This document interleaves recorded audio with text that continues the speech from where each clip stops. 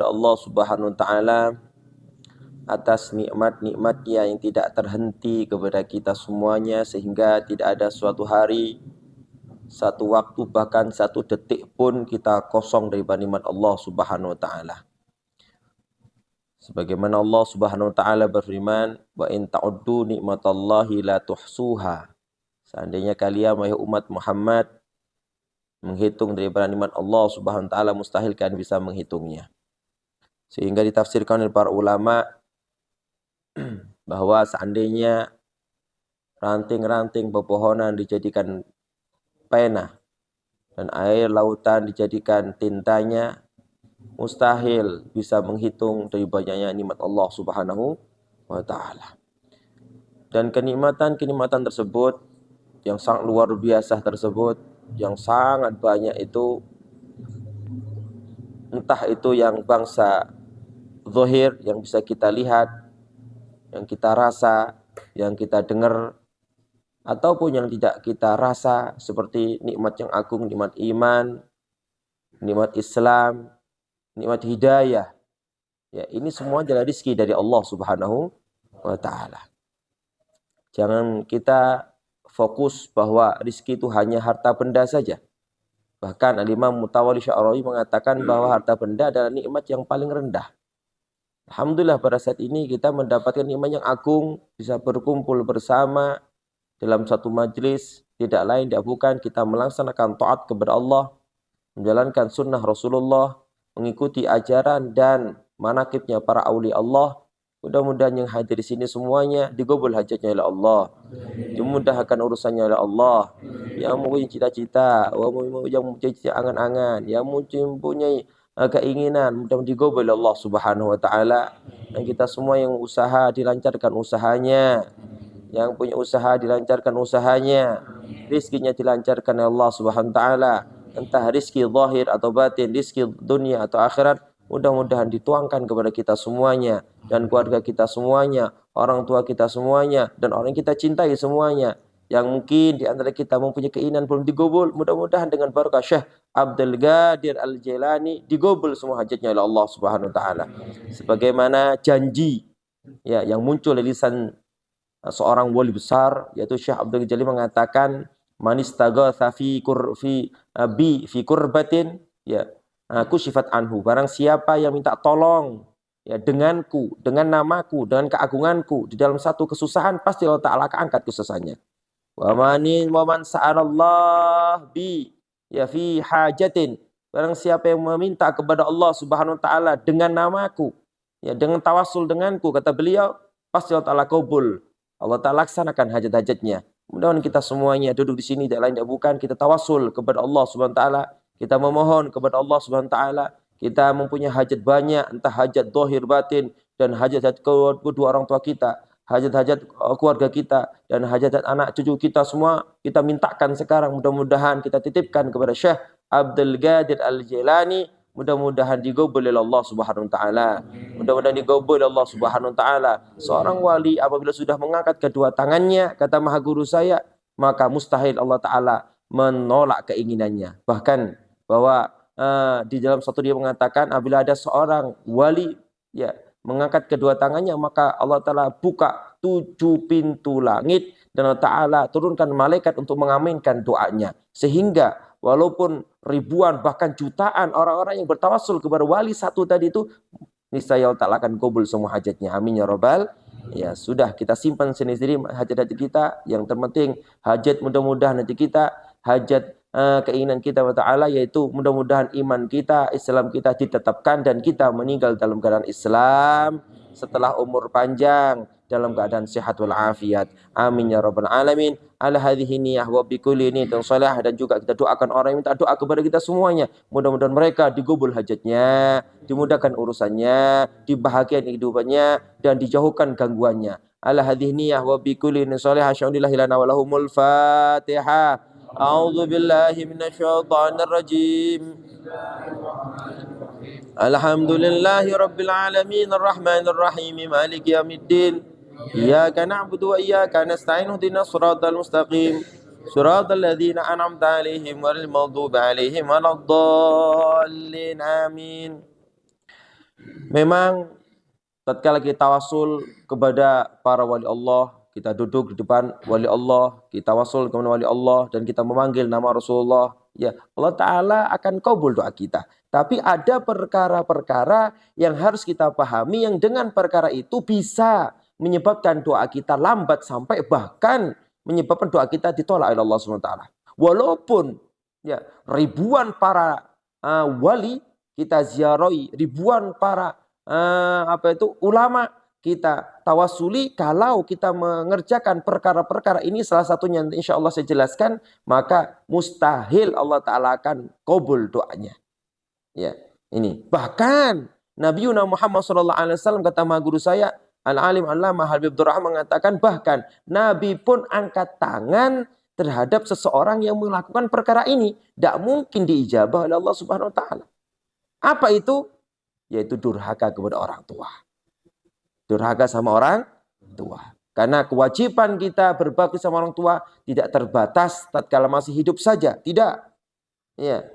Tetap walaupun mungkin orang tua kita, nenek moyang kita, leluhur kita sudah meninggal, kita tahu bahwa mereka adalah nenek moyang kita, maka wajib bagi kita untuk berbakti kepada mereka. Dengan apa? Kita mintakan ampun kepada Allah atas dosa-dosa mereka. Dengan apa? Kita mensedekahai. Ya, yang mana sedekah itu kita hadiahkan kepada mereka. Dan kita doakan dengan warna-warni zikir, bacaan Al-Quran dan seterusnya. Inilah naun min anwa'il birri. Salah satu macam dari macam berbaktinya kita kepada orang tua. Jadi kalau kita berani menyakiti hati orang tua, apa itu sih birrul walidain? Apa itu sih makna berbakti sama orang tua? Ini penting sekali. Banyak ya di antara kita sering ya menyakiti hati orang tua, sering berdoa ke orang tua, nggak menyadari bahwa perbuatan itu semuanya bisa membuat murka Allah Subhanahu Wa Taala. Ya. Ya, kita lalai mendoakan orang tua, mungkin orang tua sudah meninggal. Ini juga termasuk daripada durhaka sama orang tua. Ini perhatikan, kita juga akan mati. Ya, kalau kita mati nggak ada yang kita butuhkan kecuali doa dari anak-anak kita. Ya, kalau kita sekarang enggan mendoakan mereka, kalau kita mungkin sekarang ya masih songong, ya masih masa gagah, ya lupa ke orang tuanya, lupa berbuat baik sama orang tuanya, maka nanti tatkala kita sudah waktunya kita punya anak besar, mau nggak mau walaupun anak kita sayang, kita timang, kita manja, tetap kalau kita berbuat buruk sama orang tua kita, mereka akan menjadi balasan untuk kita, mereka juga akan berbuat buruk kepada kita. Kata Rasulullah SAW bersabdi, birru aba'akum tabirrakum abna'ukum. Berbaktilah kalian kepada orang tua kalian, niscaya anak-anak kalian akan berbakti sama kalian. Ini perhatikan ini. Ini bukan kata saya ya. Kata baginda Nabi Muhammad sallallahu alaihi wasallam. Ya, birrul walidain dinun wa dainun, kata ulama. Ya, berbakti sama orang tua adalah bagaikan ketaatan kepada Allah, jelas. Ya, Allah Ta'ala perintahkan setelah menyembah Allah harus kita berbuat baik kepada orang tua. Ya, dan dainun, hutang. Apa makna hutang? Kalau kita berbuat baik semaksimal mungkin ke orang tua, mau nggak mau, nanti anak kita akan berbuat baik dan berbakti sama kita. Tapi sebaliknya kalau kita sekarang berani sama orang tua, menyakiti hati orang tua, membuat selalu sakit orang tua, mau nggak mau, walaupun taubat bagaimanapun, ya maka nanti akan Allah Ta'ala utus anak-anak yang membuat sakit hatinya. Ini mau nggak mau. Ini bukan menakut-nakuti, bukan. Memang begitu, al-birru salaf, kata Rasulullah SAW. Tertera dalam kitab Jami' Shogir, juz awal, karangan Imam Jalil Asyuti. Kebaktian tergantung atasnya. Kalau kita sekarang berbakti sama orang tua, maka anak-anak kita akan berbakti sama kita. Kalau kita ingat sama orang tua, menziarahi setiap Jumat, ya, menghadiahi setiap selesai sholat 5 waktu, nanti anak kita pun gitu. Allah Ta'ala akan gerakkan hatinya untuk berbakti sama kita. Nah, ini perhatikan. Jadi salah satu sebab yang paling fatal yang bisa menyebabkan doa kita ditolak, bahkan walaupun kita minta doa kepada seluruh para anbiya pun, bahkan Nabi Muhammad SAW angkat tangan, ya tidak bisa sampai doanya kepada Allah ya daripada orang-orang yang berani berdurhaka kepada orang tua. Ya kalau saya ceritakan hal ini, masya Allah banyak, luar biasa. Al-Imam Ibrahim Al-Madbuli, seorang wali besar, kutub besar, ya Qutbur Rabbani. Beliau itu pada suatu waktu berjalan-jalan melihat ada seorang pemuda yang waktunya dihabiskan untuk taat kepada Allah Subhanahu wa taala tanpa mikir dunia, tanpa memikir sesuatu apapun. Beliau itu ada di tempat beribadahnya, tidak pernah keluar, malam beribadah, siang berpuasa, terus ibadah. Kemudian Imam Ibrahim Al-Madbuli itu mendekati orang tersebut, seorang pemuda yang luar biasa ibadahnya itu. Kaget, kok ada orang yang ibadahnya luar biasa. Ternyata dilihat, ya, mali ro'aituka katanya. Kenapa aku melihat engkau? Ya, kathirul ibadat, ya, wa qalilat darajat katanya. Kenapa aku lihat engkau itu ibadahnya luar biasa? Sholat terus, ibadah terus, puasa terus, sehingga badannya kurus, nggak kelihatan badan lagi. Masya Allah. Tapi kenapa makom kamu, derajat kamu sedikit di hadapan Allah Subhanahu Wa Taala? Diteliti-teliti ternyata dia pernah menyakiti hati orang tuanya. Mana orang tua kamu katanya? Orang tua saya sudah meninggal katanya. Untung beliau orang besar, wali besar. Tunjukkan makomnya dia. Ya, makom orang tuamu.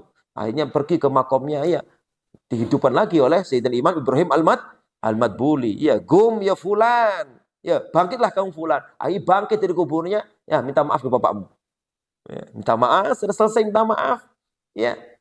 Akhirnya dikembalikan lagi, meninggal lagi. Akhirnya dia jadi orang wali besar, ulama besar, karena sebab satu daripada maafkan oleh orang tuanya. Ya, apa sekelumit cerita yang kita pahami ini, bahwa ibadah bagaimanapun kita, hebat bagaimanapun amalia kita, tapi kalau kita berani menyakiti orang tua kita, maka tetap tidak ada harganya di hadapan Allah Subhanahu wa taala. Ya, jadi kita jangan jangan selalu menuntut Allah Ta'ala. Kenapa doa kita nggak diterima? Ingat, mungkin kita lupa sama orang tua. Mungkin kita punya salah orang tua. Ya, ini harus kita kerjakan. Ya, jangan membahas tentang masalah dosa atau balasan dari Allah Ta'ala. Satu yang harus kita pikir. Kalau saya berbakti sama orang tua, pasti anak-anak saya akan berbakti sama saya. Kalau saya berani seorang tua, otomatis nanti anak saya, nggak mau, walaupun di pesantren kan tetap mereka akan berani sama saya. Itu yang saya takutkan. Ya, kalau dosa jelas, mendapat laknat jelas, mendapat warna-warni dari siksaan, bahkan sebelum di akhirat Allah Ta'ala siksa di dunia jelas. Tapi yang paling menakutkan, yang paling saya takutkan apabila ya nanti kita mempunyai anak yang berani, yang menyakiti, yang membuat jengkel hati kita. Nah ini, ya, kita mau masih ada, ya mungkin orang tua masih ada, atau sudah meninggal, tetap kita harus berbakti sama orang tua. Sehingga Al-Imam Abu Hanifah radhiyallahu anhu, beliau pernah ditanya, ya Imam, aku dulu pada waktu semasa hidup orang tuaku belum sempat untuk berbakti sama orang tuaku. Apakah ada taubat untukku katanya? Apakah ada taubat untukku? Ada, 3 katanya. Yang pertama, jadilah kau berubah menjadi orang soleh. Apa minimal orang soleh katanya? Guru saya mengatakan yaitu selalu mendoakan orang tua. Kalau kita selalu mendoakan orang tua, ya maka kita sudah mendapat titel orang anak yang soleh. Kalau sudah meninggal minimal malam Jumat sekali. Ya, Jumat sekali. Sebenarnya satu hadis Nabi Muhammad SAW, man zara gabra abawaihi aw ahadihi ma fi kulli jum'atin marratan, ya, ghufira lahu wa kutiba baron. Al haditsu aw gamagal Rasulullah SAW. Barang siapa yang menziarahi makam kedua orang tuanya atau salah satunya setiap Jumat sekali. Ini suatu perintah dari baginda Nabi Muhammad SAW. Maka diampuni dosanya dan dosa orang tuanya. Dan dia tertulis di anak-anak yang berbakti. Berarti mendoakan. Walaupun baca Fatihah kah itu. Ya Fatihah untuk ibu saya. Sudah senang sudah. Walaupun gak dibacain apa-apa. Ya, kita disiram kuburannya, dibersihin. Masya Allah ya. Apalagi baca Fatihah. Kata Rasulullah SAW dalam hadis sahih mengatakan, ana suma yakunul mayyitu fi qabrihi idza zarahu man ya'rifu fid dunya, katanya. Ya, paling menyenangkan mayit ya di alam kuburnya apabila ada seseorang yang ia kenal di dunia lagi menziarahinya. Jelas tidak ada yang lebih dikenal oleh orang tua melebihi anaknya. Ya, jangan lupakan itu. Kalau kita sekarang lupa sama orang tua, mau gak mau, tetap nanti anak kita akan lupa sama kita. Ini sudah ada, ini hukum-hukum apa? Hukum adat sudah. Walan tajid dari sunnatillahi tabdila. Dalam mungkin kamu mendapatkan sunnatullah akan berubah. Orang makan lawazimnya kenyang. Orang belajar lawazimnya itu pintar dan seterusnya. Nah, orang berdurhaka sama orang tua, mau nggak mau nanti anak juga akan berdurhaka sama kita. Ini perhatikan. Ya, saya tutup dengan satu hadis. Mudah-mudahan kita mendapat barokah semuanya. Ya, kita keluar dari majlis ini, dosa kita diampuni ya Allah Subhanahu wa taala. Yang terpenting mudah-mudahan kita selalu mendapat hidayah untuk menjadi orang soleh, hidayah untuk menjadi orang yang bertakwa kepada Allah taala. Yang kita memohonkan kepada Allah taala, mudah-mudahan anak cucu kita semuanya ya Allah dijadikan anak cucu yang soleh-solehah. Apapun profesi mereka, apapun kerja mereka, bagaimanapun keadaan mereka, mudah-mudahan mereka dijadikan anak yang soleh-solehah. Dalam satu hadis Nabi Muhammad SAW, yang mana hadis ini pernah disampaikan oleh maha guru saya yang mulia Samatul Ustadzul Imam Al-Kutub Sayyidina wa Maulana Al-Habib Abdullah bin Abdul Qadir bin Ahmad bil Faqih, yang mana hadis ini diriwayatkan oleh Ummul Mukminin Sayyidatina Aisyah radhiyallahu taala anha, istri baginda Nabi Muhammad sallallahu alaihi wasallam. Qalat, beliau dawuh, qala Nabi sallallahu alaihi wasallam, Rasulullah SAW bersabda. Ini perhatikan, man khada'a liwalidayhi, siapa-siapa yang tunduk, siapa-siapa yang berbakti, siapa-siapa yang taat, siapa-siapa yang hormat, siapa-siapa yang selalu menyenangkan hati orang tuanya. Ya, man khada'a liwalidayhi, barang siapa yang tunduk zahir batinnya kepada orang tuanya, walaupun mungkin orang tuanya orang enggak baiklah, sudah tetap diperintahkan oleh Islam untuk kita hormat sama orang tuh.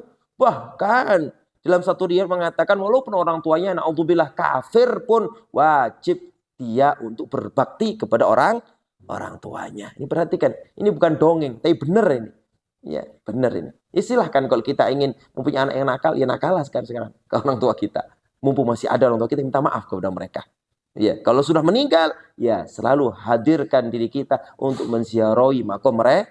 Kalau jauh, ya mungkin sedekah dengan air putih. Cukup ya. Anfa umayyakunu sedekah lil mayyit, ya sakyul ma. Kata Rasulullah SAW.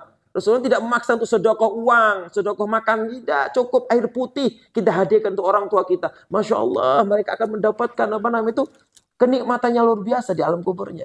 Ya tidak harus apalagi yang lebih daripada itu. Oleh sebab itu Rasulullah SAW tidak memaksakan. Afdalus sedekah sakyul ma. Paling afdal sedekah itu apa? Apa namanya itu? Mengasih minum air. Tidak muluk-muluk Nabi memerintahkan kita. Yang penting kita harus mau sedekah. Bahkan dalam riwayat dia mengatakannya, ittaqun nar walau bisyiqqit tamroh, katanya. Takutlah kamu api neraka, takutlah kamu siksa neraka walaupun kamu sedekah dengan separuh kurma. Apa maknanya? Ya, separuh kurma yang muncul daripada hati yang ikhlas bisa menyelamatkan diri kita di api neraka. Apapun yang kita punya, tidak harus sedekah habis, sedekah yang banyak. Apapun yang kita punya, sedekahkan untuk orang tua kita. Otomatis nanti anak-anak kita juga akan sedekah untuk kita semuanya. Ya, kata Allah Ta'ala mengatakan, in ahsantum li anfusikum wa in asatum falaha, katanya. Kalau kita berbuat baik, apapun itu berbuat baik. Nolong orangkah itu, menyenangkan hati orangkah itu. Semuanya, hakikatnya kita berbuat baik untuk kita sendiri. Bahkan balas 10 kali lipat.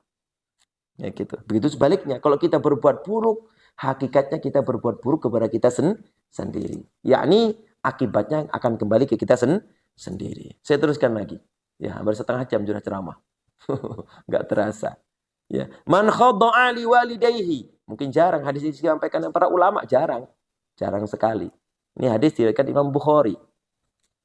Barang siapa yang tunduk kepada kedua orang tuanya, ya, wa qamal laila wan nasu niyamun. Sebenarnya saya berat menyampaikan hadis ini, berat karena saya masih jarang. Ya, belum continue, belum istiqomah sholat malam. Ya, karena sering pulang jam 2, jam 3, akhirnya ketiduran sampai subuh. Gitu. Kalau saya kan pulang jam 2, jam 3 kadang. Iya, jadi tidur, ya bangun jam 5 atau subuh. Jadi nggak sempat untuk sholat malam. Tapi ya kalau kita niatkan tatkala sudah jam 12 malam kita niatkan untuk ibadah, masuk kepada hadis ini. Ya. Wa qamal laila wan nasu niyam, dan dia bangun malam untuk melaksanakan warna-warni ketaatan, terutama sholat, ya yang dijelaskan yaitu sholat tahajud. Ya, dan sedangkan manusia sedang tidur baca Quran, ya, atanallahu umroh, pasti Allah Ta'ala panjangkan usianya. Apa itu? Wassa'a rizqah, dan Allah Ta'ala pasti, bukan mungkin, enggak pasti ini. Ya, kalau saya jelaskan masalah nahunya terlalu panjang nanti. Jadi tahaqquqi luku namanya. Pasti Allah Ta'ala akan luaskan rizkinya. Kembali ke depan, rizki jangan kita bayangkan uang saja. Sehat itu rizki lebih top daripada uang. Wassa'a rizqah. Allah Ta'ala itu luaskan rizkinya. Ya, wa fatah alaihi abwabal irfan. Maka Allah Ta'ala akan bukakan pintu ilmu pengetahuan. Menjadi alim. Ya, cukup berita berbakti orang tua. Apa berbakti? Menyenangkan hati orang tua. Apa berdurhaka? Menyakiti hati orang tua. Itu minimalnya. Definisi daripada berbakti dan berdurhaka ke orang tua. Yang terakhir, wa dakhalal jannata bighairi hisab. Masya Allah. Ya, nah, maka dia akan masuk surga tanpa hisab. Siapa enggak ingin? Tanpa disentuh api neraka, dia akan masuk surga tanpa hisab. Dengan apa? Dengan tunduk kepada orang tua. Ini kata baginda Nabi Muhammad sallallahu alaihi wasallam. Mudah-mudahan kita semua dengan barakah Syekh Abdul Ghazalani, kita semua ada hidayah, dan anak cucu kita semua ya Allah, kita doakan dan kita titip doa kepada Syekh Abdul Ghazalani yang sekarang lagi hadir. Mudah-mudahan anak cucu kita semua ya dijadikan anak cucu yang soleh-solehah. Amin ya rabbal alamin. Ala hadhihi niyyah wa bi kulli niyyah salihah. Syaulillahi lana wa lahumul Fatihah. A'udzu billah. Bismillahirrahmanirrahim. Alhamdulillahi rabbil alamin. Ar-Rahmanir Rahim. Maliki yaumiddin. Iyyaka na'budu wa iyyaka nasta'in. Ihdinas siratal mustaqim. Siratal ladzina